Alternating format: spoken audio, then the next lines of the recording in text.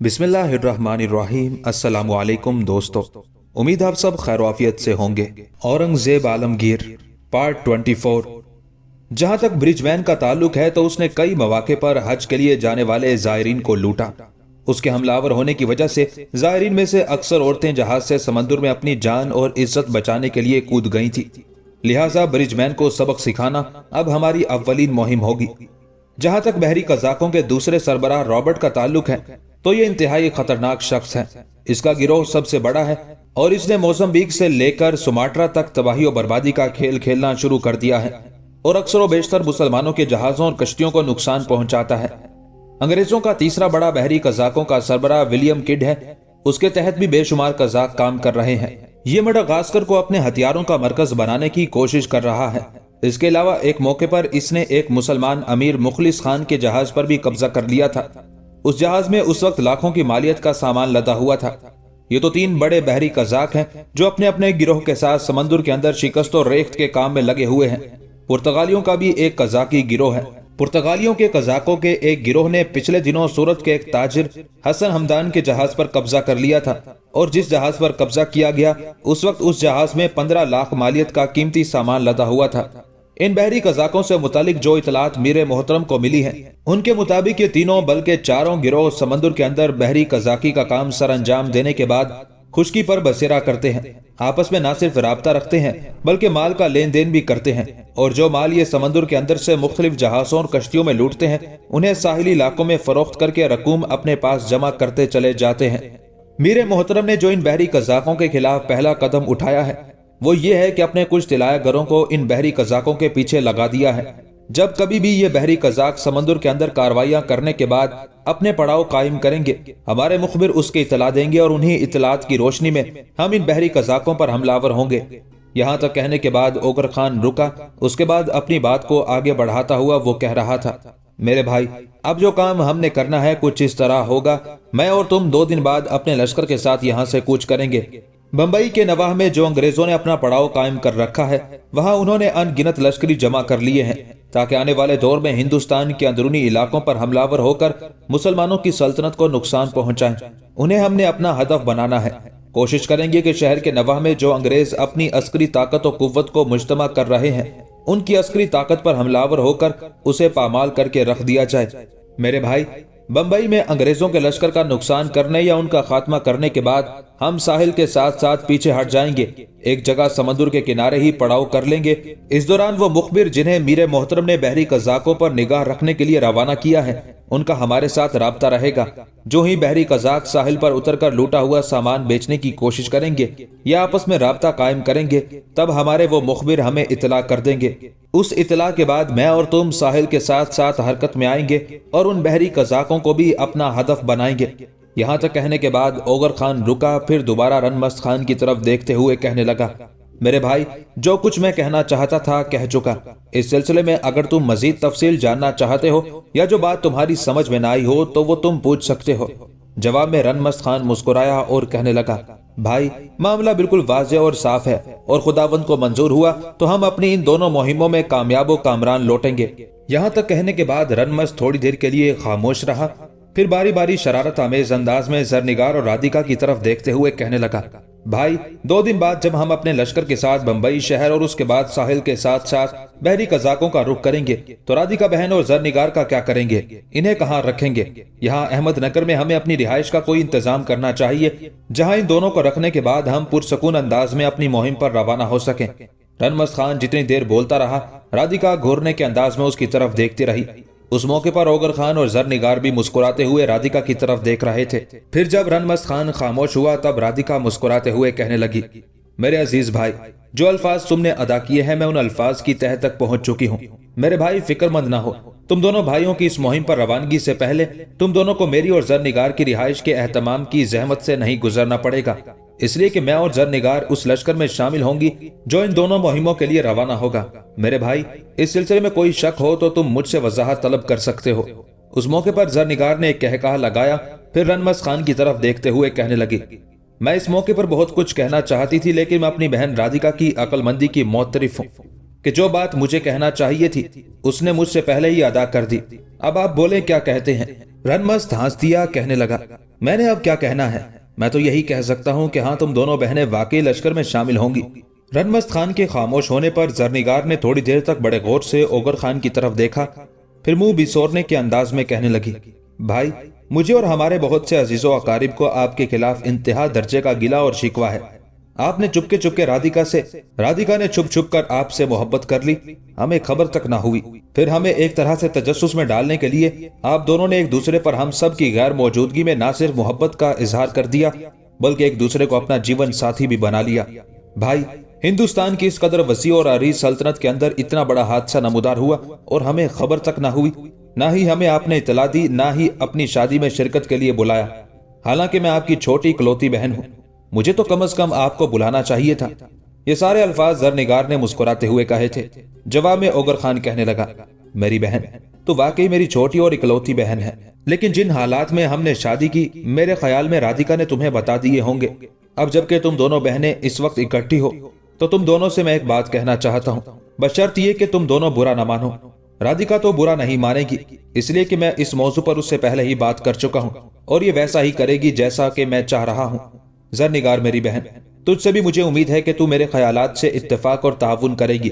Ogre Khan जब खामोश हुआ, तब जरनिगार बड़ी अकीदत से ओगर खान की तरफ देखते हुए कहने लगी, भाई, आप किस किस्म की बातें कर रहे हैं? आपके ख्यालात, आपकी तजवीज से ताउन ना करना मैं गुनाह ख्याल करती हूँ। बोले, आप क्या कहते हैं?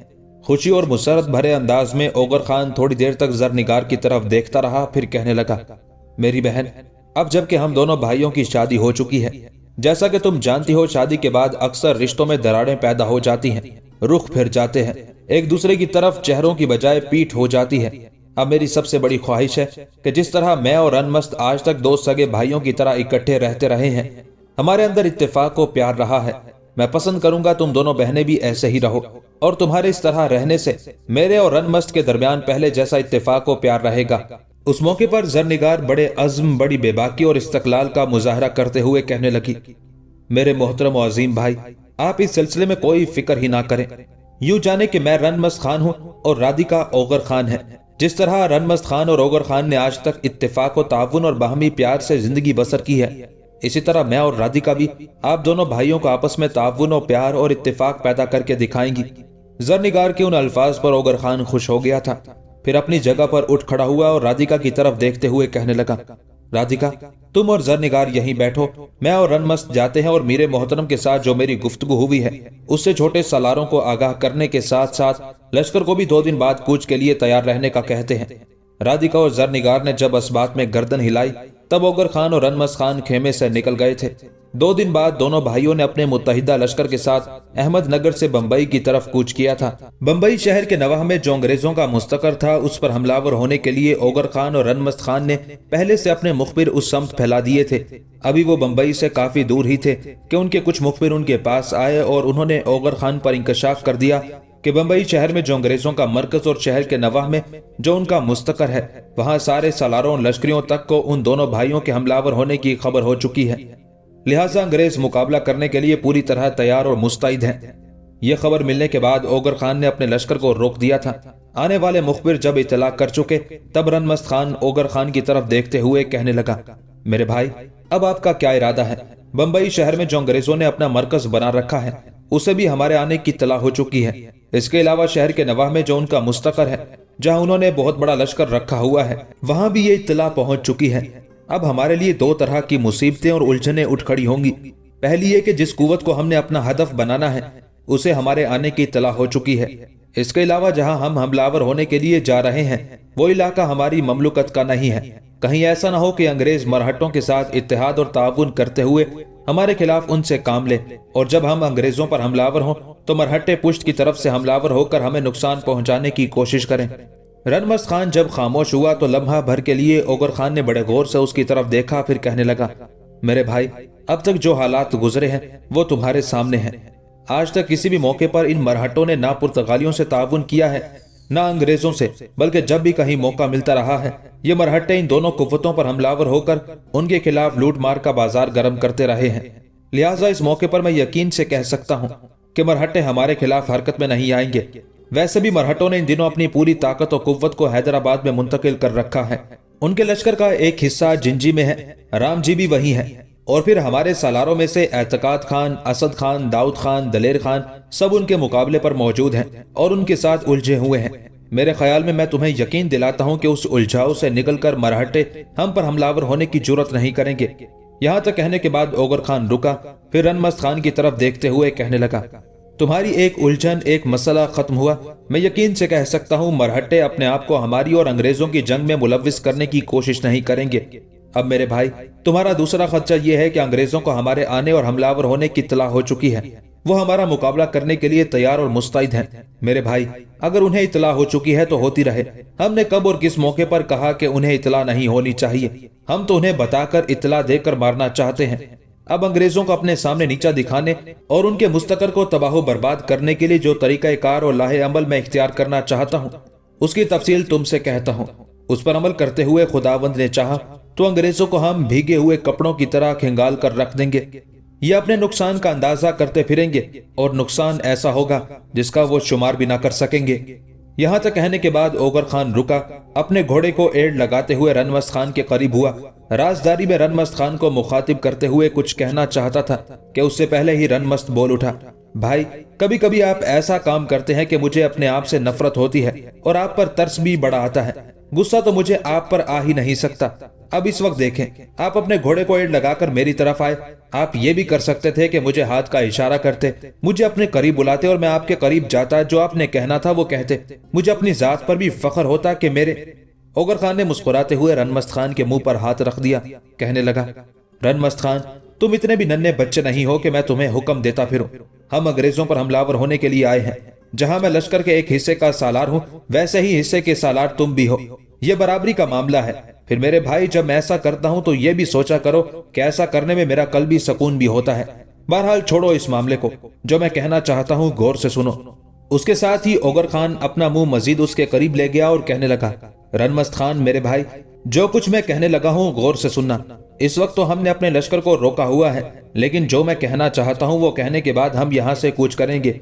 हम अंग्रेजों के मुस्तकर के सामने जाकर पड़ाव करेंगे तो जाहिर है उन्हें हमारे आने की इत्तला हो चुकी है। वो बिल्कुल तैयार होंगे। हम उनके सामने पड़ाव कर लेंगे।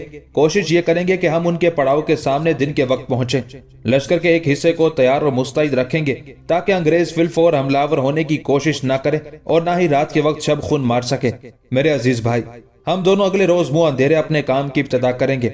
उस वक्त समंदर की तरफ से तेज हवाएं चल रही होंगी, अब भी चल रही हैं। मुंह अंधेरे बीमार होने के बाद हम दो कदम उठाएंगे। पहला ये कि तुम अपने हिस्से के लश्कर के साथ मुझसे अलहदा होते हुए बाएं जानिब चले जाओगे। ऐसा करके तुम अंग्रेजों के पड़ाव के बाएं जानिब जरा फासले पर मुनासिब जगह घात लगा लोगे और ये सारी कार्रवाई मुंह अंधेरे ही मुकम्मल कर ली जाएगी। दूसरा कदम जो मैं उठाऊंगा वो ये कि अपने लश्कर में से मैं बेहतरीन घुड़सवारों का इंतखाब करूंगा जो रात के अंधेरे में पहले समंदर की तरफ जाएंगे, फिर समंदर की तरफ से अंग्रेजों के पड़ाव की तरफ बढ़ेंगे। हमारा पड़ाव चूंकि समंदर की मुखालिफ समत होगा और अंग्रेजों की पुष्ट पर समंदर होगा, लिहाजा समंदर की तरफ से वो किसी के हमलावर होने की उम्मीद भी नहीं कर सकेंगे। वो घुड़सवार जिनका मैं इंतखाब करूंगा और उन्हें समंदर की तरफ भेजूंगा, समंदर के किनारे जाने के बाद वो पलटेंगे, अंग्रेजों के पड़ाव की तरफ बढ़ेंगे और पड़ाव के खेमों को आग लगा देंगे। इस तरह तेज हवा में खेमों को आग लगाने के बाद हमारे वो सवार वक्त जाया किए बगैर वापिस अपने लश्कर में आ जाएंगे। चंद खेमों को जब आग लगेगी तो तेज समुद्री हवाओं की वजह से वो मजीद खेमों को अपनी गिरफ्त में ले लेगी। उस मौके पर हमारे पड़ाव में बिल्कुल खामोशी और सुकून होगा। अंग्रेज यही ख्याल करेंगे कि फिल वक्त हमारा उन पर हमलावर होने का कोई इरादा नहीं है, लिहाजा वो अपनी पूरी तवज्जो आग बुझाने पर सर्फ कर देंगे। जिस वक्त अंग्रेज अपनी खेमागाह में लगी आग को बुझाना शुरू करेंगे, सामने की तरफ से मैं हमलावर होऊंगा। मेरे हमलावर होने की वजह से अंग्रेज अपने कुछ लश्करियों को तो आग बुझाने ही में लगाए रखेंगे, बाकी लश्कर को मुझ पर हमलावर होने के लिए मुतय्यन कर देंगे। यहाँ तक कहने के बाद ओगर खान रुका, फिर अपनी बात को आगे बढ़ा रहा था। रनमस्त खान मेरे भाई, जब यहाँ तक कार्रवाई मुकम्मल हो जाएगी और अंग्रेज पूरी ताकत और कुव्वत के साथ मेरे साथ मसरूफे जंग होंगे, तब तुम अपने काम की इब्तिदा करना। अंग्रेजों के पहलू की तरफ से नमूदार होना और उन पर हमलावर होकर उनकी सफों को उलटते चले जाना। جب تم پہلو کی طرف سے حملہ آور ہوگے تو انگریزوں کا دباؤ مجھ پر بھی کم ہو جائے گا، اس طرح میں بھی ان کے اندر گھستا چلا جاؤں گا۔ میرے بھائی، ایسا کر کے ہم انگریزوں کو بدترین شکست دے سکتے ہیں اور ان کی طاقت و قوت پر ایسی تباہ کن ضرب لگا سکتے ہیں کہ آنے والے دور میں انگریز ہمارے خلاف سر نہیں اٹھائیں گے، بلکہ ہماری مقرر کردہ شرائط کے مطابق ہمارے ساتھ تعاون کرتے ہوئے یہاں رہنے پر مجبور ہوں گے۔ یہاں تک کہنے کے بعد اوغر خان خاموش ہو گیا۔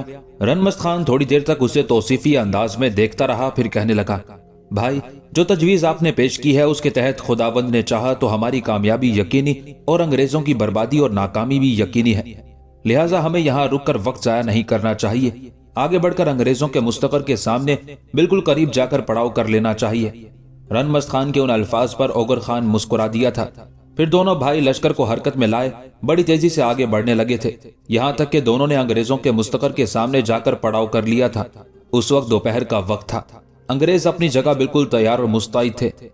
ان کے لشکر کی تعداد بھی اوغر خان اور رنمست خان کے متحدہ لشکر سے زیادہ تھی، تاہم بڑے پرسکون انداز میں اوغر خان اور رنمست خان نے اپنے لشکر کا پڑاؤ کیا۔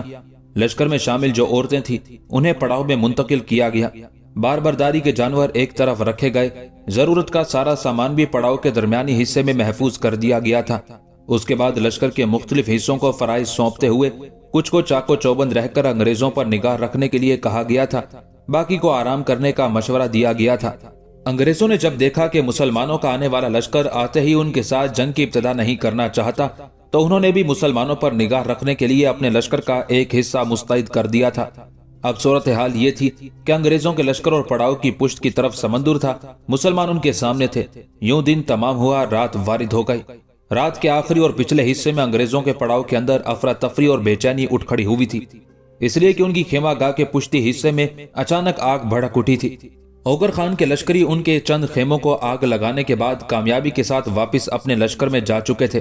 اس وقت چونکہ تیز سمندری ہوائیں چل رہی تھیں، لہٰذا ان کی وجہ سے یہ آگ ایک خیمے سے دوسرے خیمے، دوسرے سے تیسرے خیمے تک برق کے کوندوں کی طرح لپکتی چلی گئی تھی، کیونکہ اس حصے میں انگریزوں کے لشکر کے لیے خورد و نوش کے علاوہ جنگ میں کام آنے والا سامان بھی پڑا ہوا تھا، لہٰذا انگریز ہر شے کو فراموش کرتے ہوئے آگ بجھانے میں مصروف ہو گئے تھے۔ اس وقت چونکہ اوغر خان کے لشکر میں بالکل خاموشی تھی، لہٰذا انگریز مطمئن تھے کہ اس اچانک بھڑک اٹھنے والی آگ کی وجہ سے مسلمان حملہ آور ہو کر فائدہ اٹھانے کی کوشش نہیں کریں گے، لیکن انگریزوں کو شاید یہ خبر نہ تھی کہ وہ آگ لگی نہ تھی، لگائی گئی تھی۔ ان کی بدبختی کے رنمست خان بھی اوغر خان سے علیحدہ ہو کر بڑی کامیابی کے ساتھ انگریزوں کے لشکر کے پہلو کی طرف جا چکا تھا۔ جس وقت انگریزوں کے لشکر میں بھڑک اٹھنے والی آگ کی وجہ سے افراتفری اور انتشار اٹھ کھڑا ہوا، اسی وقت اوغر خان حرکت میں آیا۔ آگ لگانے سے پہلے ہی وہ اپنے لشکر کے ساتھ حملہ آور ہونے کے لیے بالکل تیار اور مستعد تھا۔ اس وقت انگریزوں کے لشکر میں آگ کی وجہ سے شور شرابہ، افراتفری کے آثار اٹھتے دکھائی دیے۔ تب اوغر خان حرکت میں آیا، پھر وہ انگریزوں پر خونخوار بے سحر راتوں میں درد بانٹتے خوفناک استعاروں کی طرح حملہ آور ہو گیا تھا۔ اب انگریز عین اوغر خان کی امیدوں کے مطابق اپنے رد عمل کا اظہار کر رہے تھے۔ اپنے لشکر کا ایک حصہ انہوں نے آگ بجھانے ہی میں مصروف رکھا، لشکر کے دوسرے حصے کو انہوں نے اوغر خان کا حملہ روکنے اور پھر جوابی کارروائی کرنے کا حکم دے دیا تھا۔ اس پر انگریزوں کا ایک بہت بڑا لشکر جوابی کارروائی کرتے ہوئے اوغر خان پر حملہ آور ہوا تھا۔ اوغر خان اپنے پہلے حملے میں کافی انگریزوں کو کاٹ کر ان کے پڑاؤ کو خون آلود کر چکا تھا، اور پھر جس وقت انگریز بری طرح اوغر خان کے ساتھ مصروف جنگ ہوئے، تب انگریزوں کے لیے ایک پہلو کی طرف سے ایک مزید بدبختی اٹھ کھڑی ہوئی، اس لیے کہ رنمست خان اپنے حصے کے لشکر کے ساتھ مایوسی کے سیموں تھر سے کالے قہر کی صورت اور پیلے موسموں کی چپ سے صدیوں کے محیب قحط کی طرح نمودار ہوا تھا۔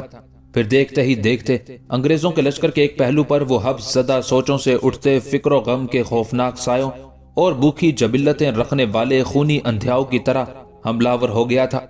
شروع میں انگریزوں نے اپنا پورا زور اوغر خان پر ڈالا تھا اور انہوں نے ارادہ کیا تھا کہ پوری طاقت و قوت سے حملہ آور ہو کر مسلمانوں کو پیچھے ہٹنے پر مجبور کر دیں۔ اس طرح اوغر خان پر انہوں نے پورا دباؤ ڈالا تھا، لیکن جب ایک سمت سے رنمست خان بھی ان پر حملہ آور ہو گیا، تب اوغر خان پر انگریزوں کا دباؤ کم ہوا، اور یہ دباؤ کم ہوتا ہی اوغر خان اپنے حصے کے لشکر کے ساتھ انگریزوں کی صفوں کے اندر گھس کر موت اور زندگی کا کھیل کھیلنے لگا تھا۔ اس موقع پر اس نے انگریزوں کے لشکر کی صفیں الٹ کر رکھ دی تھی۔ اس موقع پر انگریزوں نے اپنی طرف سے پوری کوشش کی کہ کسی نہ کسی طرح حملہ آور مسلمانوں کو مار بھگائیں، لیکن ان کی کوئی کوشش کامیاب نہیں ہو رہی تھی۔ اوغر خان اور رنمست خان ان کے حملوں کو روکتے ہوئے بڑے خوفناک انداز میں جوابی کارروائی کر رہے تھے۔ ان کے لشکری بھی جارحیت اختیار کرتے ہوئے انگریزوں پر خاموشیوں کی ردا سے اٹھتے بحر کے خوفناک گرداب، شہروں کو جلا اور خوابوں کو توڑ دینے والے بے روک آتش فشانی مواد کی طرح ضربے لگا رہے تھے۔ اس طرح دو طرفہ حملے کے باعث اوغر خان اور رنمست خان کے خلاف انگریزوں کا کوئی بھی حربہ کامیاب نہ ہوا۔ انگریزوں کے لشکر کی اکثریت کو موت کے گھاٹ اتار دیا گیا۔ بچنے والے انگریزوں نے جب اندازہ لگایا کہ ان کے لشکر کی اکثریت کو موت کے گھاٹ اتار دیا گیا ہے، اب اگر انہوں نے شکست اٹھا کر بھاگنے والی بات نہ کی تو سارے لشکریوں کو حملہ آور موت کے گھاٹ اتار دیں گے۔ لہٰذا بچے کچے انگریز اپنا پڑاؤ چھوڑ کر بھاگ کھڑے ہوئے تھے، اور جو انگریز آگ بجھانے میں مصروف تھے وہ آگ پر تو قابو پا چکے تھے، لیکن اس وقت تک تقدیر نے چونکہ ان کے مقدر کے کرتاس پر شکست لکھ ڈالی تھی، لہٰذا وہ بھی اپنی جانیں بچا کر بھاگ کھڑے ہوئے۔ اتنی دیر تک مشرق سے سورج بھی زمین کے سینے کے ساتھ تانگ جھانک کرنے لگا تھا۔ ہر شے روشن ہو گئی تھی۔ اوغر خان اور رنمست خان نے پہلے اپنے زخمیوں کی دیکھ بھال کی۔ انگریزوں کے پڑاؤ کی ہر شے پر انہوں نے قبضہ کیا۔ اس کے بعد انہوں نے اپنا پڑاؤ وہاں سے اٹھایا اور سمندر کے کنارے کنارے سفر کرتے ہوئے وہ چند میل آگے جا کر ایک محفوظ جگہ پڑاؤ کر گئے تھے۔ وہاں پڑاؤ کرنے کے بعد اوغر خان اور رنمست خان نے تیز رفتار قاصد احمد نگر میں اورنگزیب عالمگیر کی طرف بھجوائے تھے اور انگریزوں کی شکست اور اپنی فتح کی خبر بھجوا دی تھی۔ اب وہ وہاں اس لیے پڑاؤ کر گئے تھے تاکہ جو ہی ان کے وہ مخبر جنہیں یورپ کے بحری قزاقوں پر نگاہ رکھنے کے لیے مقرر کیا گیا تھا وہ قزاقوں سے متعلق کوئی خبر دیں تو وہ اپنی دوسری مہم کی ابتدا کریں۔ سمندر کے کنارے اوغر خان اور رنمست خان کو زیادہ دن انتظار نہ کرنا پڑا، یہاں تک کہ ان کے مخبروں نے اطلاع کر دی کہ تینوں انگریز قزاقوں کے سربراہوں یعنی برج مین، رابرٹ اور ولیم کڈ کے علاوہ پرتگالی قزاقوں نے بھی کچھ اوپر ساحل سمندر پر پڑاؤ کر رکھا ہے۔ ان کے پاس بے شمار مال ہے اور وہ آپس میں مال کا لین دین کرنے کے ساتھ ساتھ ساحل کے قریب قریب جو شہر اور آبادیاں ہیں وہاں وہ سامان بیچنے کی کوشش کریں گے۔ یہ خبر سن کر اوغر خان بے حد خوش ہوا، اس لیے کہ اس نے وہاں پڑاؤ ہی اس مقصد کے لیے کیا ہوا تھا کہ قزاقوں سے متعلق جو ہی اسے خبر ملے تو وہ ان قزاقوں کے خلاف فوری حرکت میں آئے۔ لہٰذا جو مخبر قزاقوں سے متعلق اطلاعات لے کر آئے تھے ان میں سے ایک کو اوغر خان نے اپنے قریب بلایا، پھر بے پناہ خوشی کا اظہار کرتے ہوئے کہنے لگا، میرے بھائی، جو خبر تم اور تمہارے ساتھی لائے ہو یوں جانو وہ میرے لیے انتہا درجے کی خوشی اور اطمینان کا باعث ہے۔ اب میں تم سے تھوڑی سی مزید تفصیل جاننا چاہتا ہوں تاکہ میں ان بحری قزاقوں کے خلاف کامیاب ضرب لگا سکوں۔ میرا پہلا سوال تم سے یہ ہے کہ ان بحری قزاقوں کے پاس صرف چھوٹی کشتیاں ہیں یا بڑے بڑے جہاز بھی ہیں؟ اگر ان کے پاس دونوں چیزیں ہیں تو پھر اپنے جہازوں اور کشتیوں کو انہوں نے کہاں کہاں لنگر انداز کر رکھا ہے؟ اوغر خان کے اس سوال پر وہ مخبر کہنے لگا، یورپ کے ان بحری قزاقوں کے پاس بڑے بڑے بادبانی جہاز بھی ہیں اور چھوٹی کشتیاں بھی ہیں۔ اب وہ جو ساحل پر اترے ہیں تو ان کے اترنے کی صورتحال کچھ اس طرح ہے کہ ان کے بڑے بڑے جہاز تو ساحل سے ذرا پیچھے ہٹ کر کھڑے ہوئے ہیں اور ان کے پاس بے شمار چھوٹی اور بڑی کشتیاں بھی ہیں۔ اب بحری قزاق اپنے بحری جہازوں سے انہی چھوٹی بڑی کشتیوں میں سوار ہو کر ساحل کی طرف آئے ہیں۔ جیسا کہ میں بتا چکا ہوں بحری جہاز تو ساحل سے ذرا پیچھے کھڑے ہیں اور ان کی ان گنت کشتیاں بالکل ساحل پر کھڑی ہوئی ہیں، اور وہ بحری قزاق خود ان کشتیوں سے ذرا فاصلے پر پڑاؤ کیے ہوئے ہیں۔ انہوں نے باقاعدہ خیمے نصب کیے ہیں اور ایسی بے فکری کے ساتھ وہاں پڑاؤ کیا ہے جیسے کوئی ان پر حملہ آور ہونے کی جرت نہیں کر سکتا، کوئی ان کا احتساب اور جواب طلبی تک نہیں کر سکتا۔ وہ مخبر جب خاموش ہوا تب اوغر خان مسکراتے ہوئے کہنے لگا، میں ان کا احتساب اور جواب طلبی تو ایسی کروں گا کہ ان کی پشتیں تک یاد رکھیں گی کہ کس حملہ آور سے پالا پڑا تھا۔ بحری قزاقوں پر ایسی ضرب لگانا چاہتا ہوں کہ آنے والے دور میں کوئی بھی غیر ملکی بحری قزاق نہ مسلمانوں کے کسی جہاز پر قبضہ کر سکے اور نہ زائرین حج پر حملہ آور ہو کر انہیں نقصان پہنچانے کی کوشش کرے۔ اس کے بعد اوغر خان نے آنے والے اپنے ان مخبروں کو آرام کرنے کا حکم دیا۔ ان کے جانے کے بعد اس نے رنمست خان کی طرف دیکھتے ہوئے کہنا شروع کیا، رنمست خان میرے بھائی، جو صورتحال ہمارے ان مخبروں نے ہمیں بتائی ہے اس کے تحت بحری قزاقوں کی مہم بمبئی کے نواح میں انگریزوں کی مہم سے کہیں زیادہ سخت اور کڑی ثابت ہوگی۔ ہم دونوں کو بڑے طریقے اور کسی خاص حربے کو استعمال کرتے ہوئے ان بحری قزاقوں پر حملہ آور ہو کر ان کا خاتمہ کرنا ہوگا۔ ان بحری قزاقوں کے حوصلے بڑے ہوئے ہیں، ماضی میں جگہ جگہ یہ شکست اور ریخت کا کام کرتے رہے ہیں، لوٹ مار کا بازار انہوں نے گرم کر رکھا ہے۔ اب ہم نے ان پر حملہ آور ہو کر میرے محترم پر یہ ثابت کرنا ہے کہ ہم ان بحری قزاقوں سے نمٹ سکتے ہیں، اور بحری قزاقوں پر ہم نے یہ ثابت کرنا ہے کہ اب تک جو کچھ تم نے کیا وہ کر چکے۔ اس کے بعد ہم تمہیں مزید تباہی اور بربادی پھیلانے والی کارروائیاں نہیں کرنے دیں گے۔ رنمست خان میرے بھائی، जैसा कि मुखबिर बता चुके हैं, बहरी कज़ाकों के जहाज साहिल से जरा पीछे खड़े हुए हैं। साहिल के साथ उनकी कश्तियां हैं जो साहिल के साथ बंधी हुई हैं। उन्हीं कश्तियों में बैठकर वो जहाजों से निकलकर साहिल की तरफ आए हैं। अब हम दोनों भाइयों ने वो तरीकाकार इस्तेमाल करना है कि बहरी कज़ाक अब अपनी इन कश्तियों में बैठकर हमारे हाथों निकलने और भागने ना पाए। मेरे भाई, मैं मुखबिरों को थोड़ी देर आराम करने का मौका फराहम कर रहा हूँ। इसके बाद हम यहाँ से कूच करेंगे। इस सिलसिले में मुखबिर हमारी रहनुमाई करेंगे। इन बहरी कज़ाकों से दूर ही तुम अपने हिस्से के लश्कर के साथ मुझसे अलहदा होकर दाएं तरफ होते हुए आगे बढ़ना। इस तरह तुम खुश्की पर बहरी कज़ाकों से जरा फासले पर चले जाओगे, जबकि मैं बड़ी तेजी और बर्क रफ्तारी से आगे बढ़ूंगा और बहरी कज़ाकों के सामने साहिल समंदर के साथ साथ एक तरह से अपने लश्कर को फैलाकर उनकी राह रोक खड़ा होऊंगा। इस मौके पर मैं पहले ही अपने कुछ लश्करियों को हिदायत जारी कर दूंगा कि साहिल के साथ साथ फैलते ही वो 2 कार्रवाइयां करें। मेरे लश्कर का एक हिस्सा फौरन किनारे के साथ बंधी हुई कज़ाकों की कश्तियों के रस्से खोलकर उन्हें समंदर की तरफ धकेल देगा। ऐसा इसलिए किया जाएगा ताकि अगर कोई सूरत हाल हमारे खिलाफ भी हो जाए तब भी वो बहरी कज़ाक इन कश्तियों के जरिए अपने जहाजों तक ना पहुंच सकें।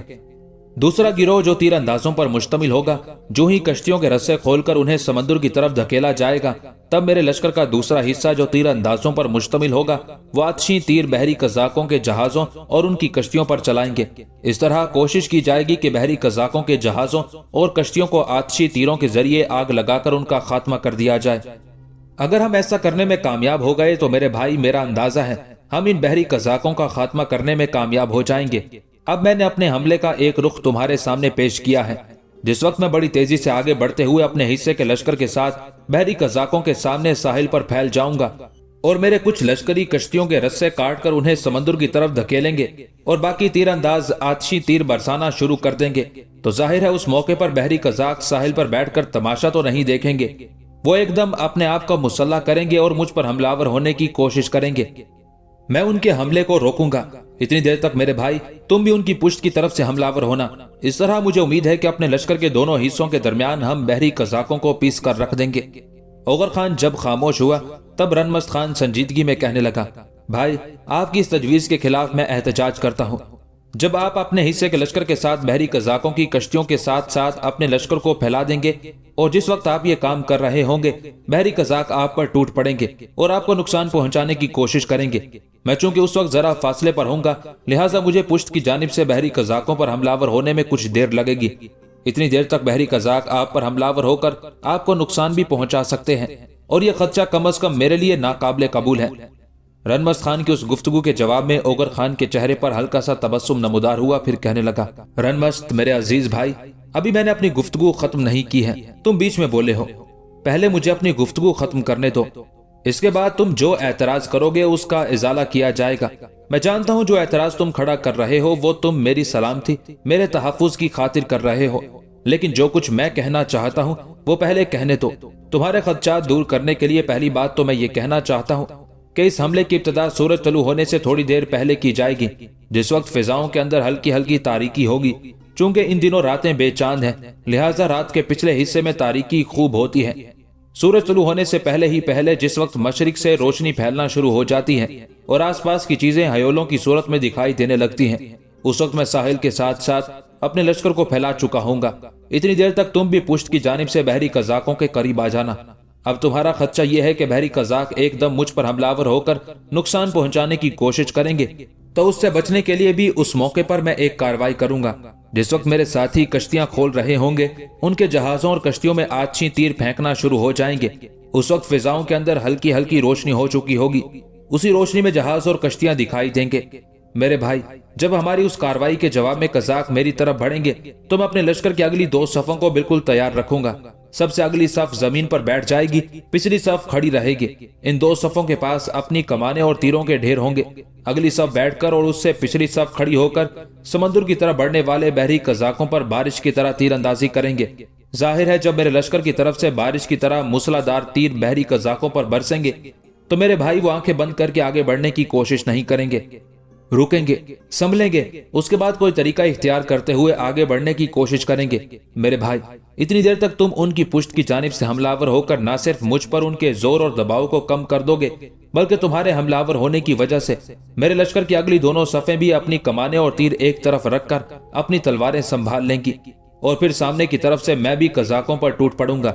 इस तरह अपने लश्कर के दोनों हिस्सों के दरमियान मुझे उम्मीद है कि हम बहरी कज़ाकों को पीस कर रख देंगे। यहाँ तक कहने के बाद ओगर खान रुका, फिर मुस्कुराते हुए रनमस्त खान की तरफ देखते हुए कहने लगा, रनमस्त खान, मैं अपनी बात मुकम्मल कर चुका हूँ। मेरे भाई, अब कह तू क्या कहना चाहता है। जवाब में रनमस्त खान खुशी और तमानियत का इजहार करते हुए कहने लगा, भाई, अब मेरे लिए कहने के लिए आपने कुछ छोड़ा ही नहीं। जो खदशात, जो अंदेशे मेरे जहन में उभर रहे थे, उनका आपने हाल भी मेरे सामने पेश कर दिया है। मैं समझता हूँ जब आप शुरू में ही बहरी कज़ाकों की तवाज़ो तीरों से करेंगे तो वाकई आपकी तरफ बढ़ने में उनकी रफ्तार कम हो जाएगी और इसी दौरान मुझे मौका मिल जाएगा और मैं पुश्त की जानिब से उन पर हमलावर होकर उनके कसबल निकालना शुरू कर दूंगा। भाई, मैं समझता हूँ जो सालार, जो लश्करी आपकी कमानदारी में काम करता है, वो आपसे बहुत कुछ सीख सकता है। उस मौके पर ओगर खान ने मुस्कुराते हुए रनमस्त खान की तरफ देखा, फिर कहने लगा, भाई, मेरी ऐसी भी तारीफ ना करो कि मैं पानी के बुलबुले की तरह फूल फट जाऊं। उस मौके पर रनमस्त खान ने तड़प कर अपना हाथ ओगर खान के मुंह पर रख दिया और कहने लगा, खुदा ना करे भाई, अल्लाह मियाँ आपको लंबी उम्र दे। अभी तो मैंने आपके बच्चों को अपनी गोद में खिलाना है। जवाब में ओगर खान कहकहा लगाते हुए कहने लगा, इसका मतलब है तुम्हारे बच्चों को मुझे अपनी गोद में खिलाना पड़ेगा। ओगर खान के उन अल्फाज पर रनमस्त खान भी कहकहा लगाते हुए हंस पड़ा। फिर ओगर खान कहने लगा, उठो, खाने का वक्त हो गया है। राधिका और जरनिगार बड़ी बेचैनी से हमारा खेमे में इंतजार कर रही होंगी। उसके साथ ही दोनों वहां से उठ खड़े हुए। ओगर खान जब रनमस्त खान के साथ अपने खेमे में दाखिल हुआ तो उस खेमे में वाकई राधिका और जरनिगार बैठी हुई थी।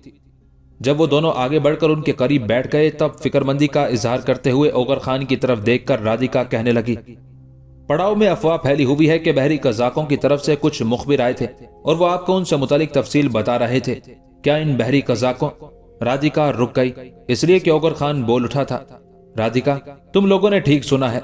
बहरी कज़ाक इस वक्त कुछ आगे साहिल समंदर पर पड़ाव किए हुए हैं और उन पर हमलावर होने के लिए आज आधी रात के वक्त हम यहाँ से मुखबिरों की रहनुमाई में कूच करेंगे।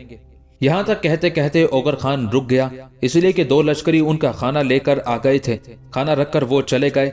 राधिका और जरनिगार ने खाने के बर्तन लगाए और चारों खजूर की चटाई पर इकट्ठे बैठकर खाना खा रहे थे।